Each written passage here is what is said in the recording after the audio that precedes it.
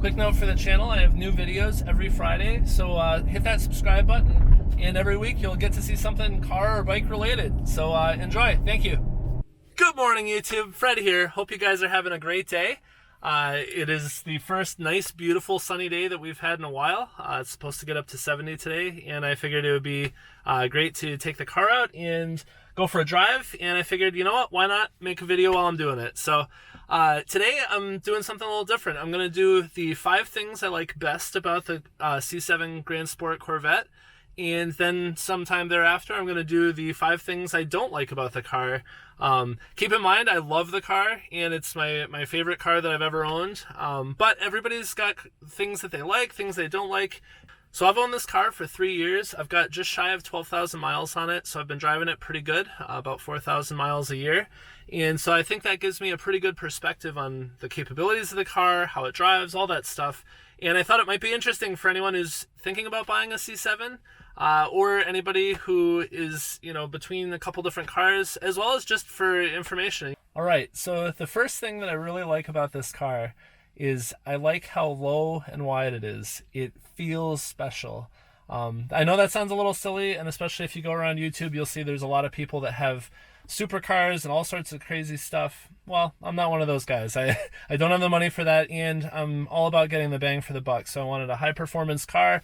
I wanted something that looked really good, and that was important. I could have gone for something with a lot higher horsepower, but I wanted something that had some real road presence. And this car has that. When you're driving along on the road or you pull up at an intersection, you'll find that pretty much any car, you're actually looking up at them.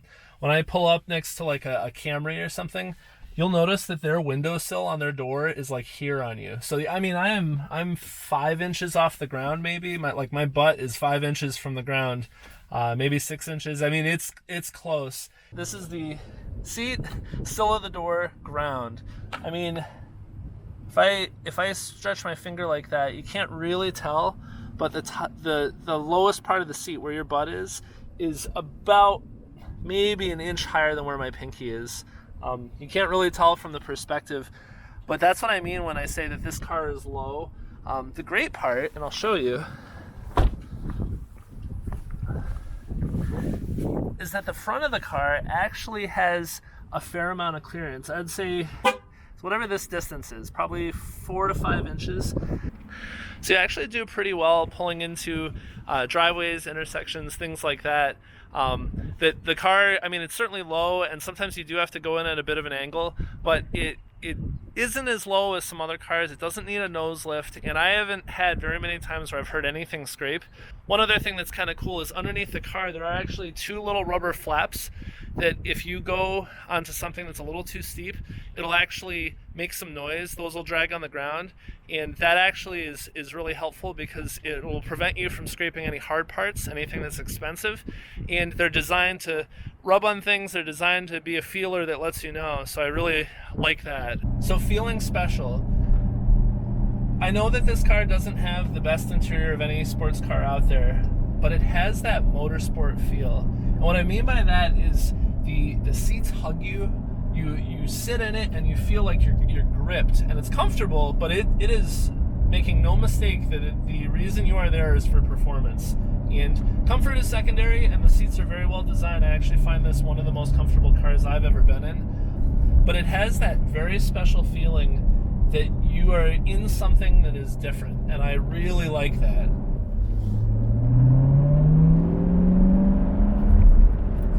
So the second thing that I like about this car is the way it handles. The wheels are pushed all the way to the outside. It's got super wide tires. It's got magnetic ride. And all of those things combined give you a tremendous amount of mechanical grip. And the handling is just on point. So this steering system is electric. And I know there's been a lot of, oh, can you feel the road? Like a lot of complaints about early electric steering. And this car is one that the electric steering is actually very communicative. So what I love about the steering is that you can feel the road. I can tell when I go over a bump on the left side versus the right side just through the feel of the wheel. And you can get a sense of the grip. You can get a sense of if you're on a rough surface, you can actually feel the road through it. That combined with the tremendous mechanical grip and just the hunkered down, wheels pushed out approach of this car really makes it so that this thing handles pretty much like unlike anything else.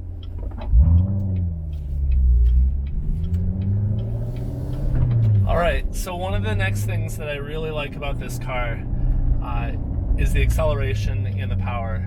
This thing has torque for days, power everywhere, and it's accessible. And I'll show you what I mean.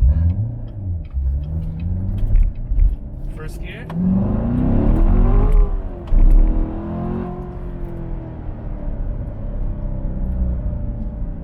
Whew.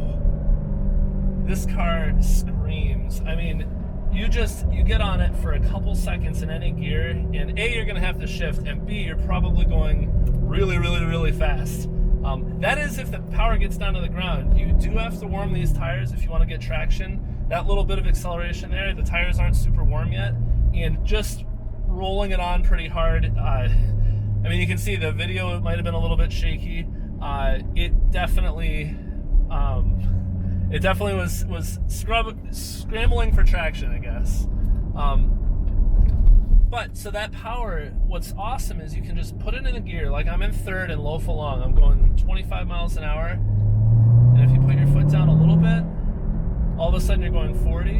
And if you put your foot down hard, you're going 60. And it takes a couple seconds, but that you don't have to shift this thing a lot. You don't have to short shift. You can just roll along in any gear, and that power is always there, and it's instantaneous. And I cannot stress how instantaneous that is. I mean, you can if you're sitting forward and slam the gas, you literally will hit your head on the seat rest because this thing accelerates so quickly.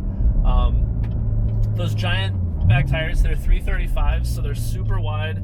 They're a soft compound, so they definitely grip really well, and you can just accelerate out of the blue as hard as you want.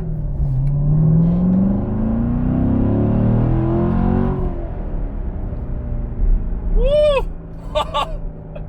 Okay, sorry, that gets you every time. And that's the thing, that acceleration, that's the fun factor. That's part of what makes this car so fun. And certainly I'm a fan of the idea that you can take a slow car and drive it fast, and that's exciting. But there is something to be said for just having gobs of power everywhere and rolling on. So power and acceleration is the third thing that I really like about this car. So the fourth thing I really like about this car are the looks and the sound.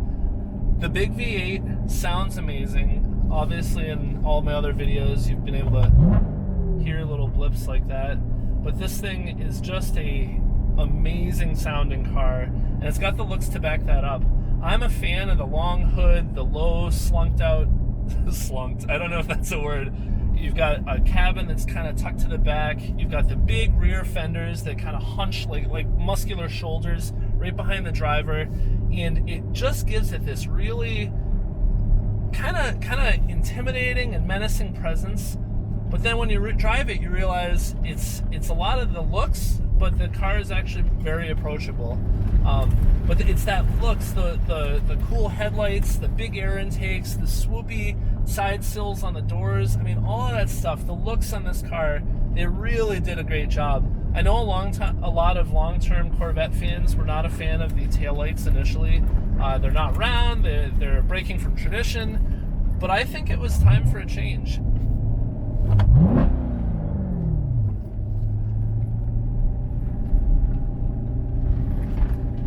That guy loved the car. He loved the sound. He was giving me the thumbs up.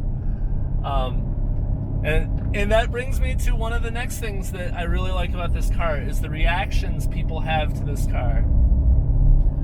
Everywhere you go, you're getting thumbs up, you're getting smiles, you're getting waves. Kids stop whatever they're doing and point, and their mouths drop open. And I've never owned a car that does that. I mean, my Tacoma, as great as it is, not particularly impressive, doesn't stand out. The Mini is fun, the Volvo's great, but none of those stand out. And this is the first true, like, full-on sports car that I've owned. And the reactions you get from people are just awesome, and it's always positive. I've never had somebody be like, oh, couldn't afford a Ferrari or something faster or better. Everybody loves this car. My impression has been very positive. You go to gas stations and people are asking you about the car. People will tell you about the Corvette that their dad had growing up, or that their uncle has one.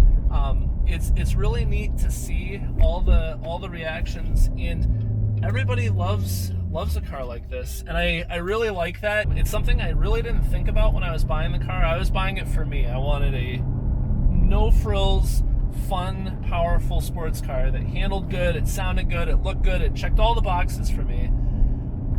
And so the first time taking the car out and having to buy gas, people came up to me and they're like, wow, that's beautiful, that's a nice car. And all of a sudden I found that every time I stopped anywhere, whether it's a gas station, fast food, heck, even stopping at a light or caught in a traffic jam, people are rolling down their windows, they're giving you a thumbs up, they're talking to you about it.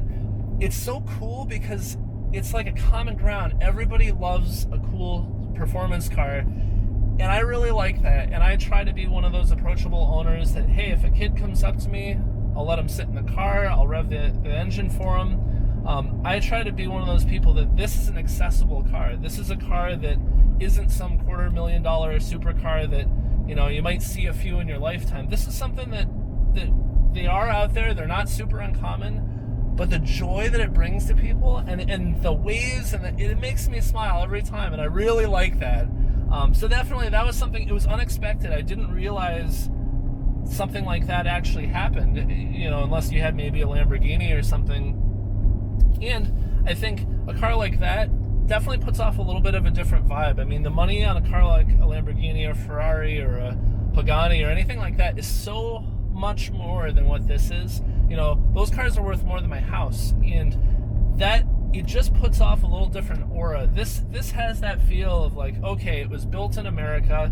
It's something that people can save up and buy, and it's just got, I don't know, it's like that hometown hero feeling, I guess. I don't know how else to describe it. So those are the 5 things that I really like about this car, and some of them were things that I knew going into it, and some of them were things that I didn't. So thank you for watching. Hit that like button if you enjoyed the video. Click subscribe if you haven't already. And until next time, Fred out.